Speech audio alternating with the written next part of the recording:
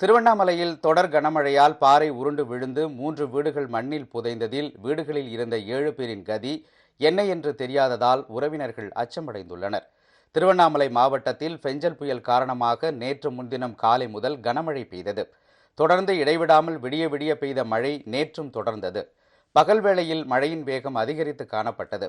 இந்நிலையில் திருவண்ணாமலை அருணாச்சலேஸ்வரர் கோவிலுக்கு பின்புறம் அமைந்துள்ள மலை உச்சியில் சுமார் 100 அடி உயரத்தில் இருந்து பெரிய பாறை ஒன்று உருண்டு வந்தது. சற்றும் எதிர்பாராமல் வேகமாக உருண்டு வந்த பாறை வஉசி நகர் தெருவில் வீடுகளின் மீது விழுந்தது. இதில் 2 வீடுகளில் இருந்த 7 பேர் சிக்கி உள்ளதாக தகவல்கள் வெளியாகி இருந்தது. இதுகுறித்து தகவல் அறிந்த காவல்துறையினரும் மற்றும் தீயணைப்பு துறையினரும் உடனடியாக அங்கு சென்று மீட்பு பணியில் ஈடுபட்டனர். மேலும் அந்த பகுதியில் உள்ள வீடுகளில் வசிக்கும் 80க்கும் மேற்பட்ட பொதுமக்கள் நிவாரண முகாம்களுக்கு அனுப்பி வைக்கப்பட்டனர். மண் சரிவு ஏற்பட்டு அந்த பகுதியில் நிறுத்தப்பட்டிருந்த 2 சக்கர ஊர்திகள் மேல் மண்ணில் புதைந்தன. நிகழ்விடத்தில் மாவட்ட ஆட்சியர் பாஸ்கர பாண்டியன், காவல் கண்காணிப்பாளர் சுதாகர் உள்ளிட்ட அதிகாரிகள் முகாமிட்டு மீட்பு பணிகளை விரைவுபடுத்தியுள்ளனர். மீட்பு பணிக்கு தேசிய பேரிடர் மீட்புக் குழுவினர் வரவழைக்கப்பட்டு மீட்பு பணிகள் தீவிரமாக நடைபெற்று வருகின்றன.